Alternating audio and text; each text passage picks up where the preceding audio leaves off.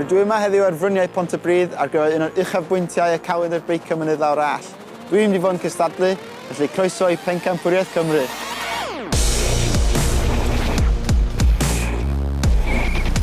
Mae'r ras y penwythnos yma yn cael ei chynnal ar fferm Taff Buggy. Mae fyny at 200 o gystadlwyr a phob un yn cael amser cyn cystadlu i ddysgu nodweddion y trac.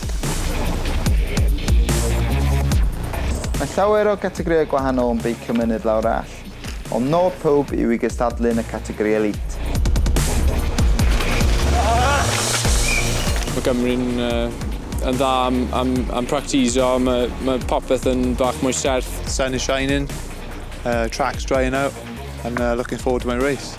It's pretty cool to be a Welsh champ and be able to tell your mates, yeah, I'm a Welsh champ, and look forward to maybe one day getting that title. I'm going to try my hardest today, and that's all you can do. Same here. Yeah. What tactics are you going for? Flat out, no bits. There's a little bit of rivalry, but it's not that bad, you know, is it? It's, A little bit between you and me, I guess, is it? Or... yeah, but I know you're going to smoke me end, so...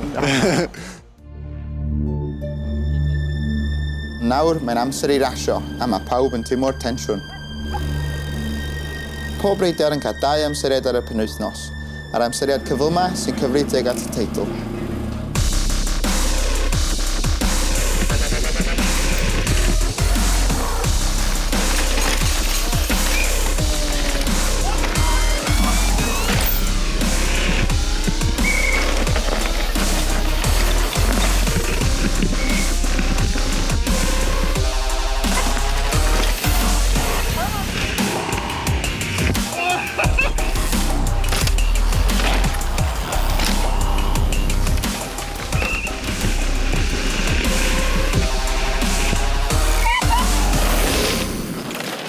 Llongyfarchiadau i bawb nath ennill y teitl Pencampwriaeth Cymru yn eu categoriau.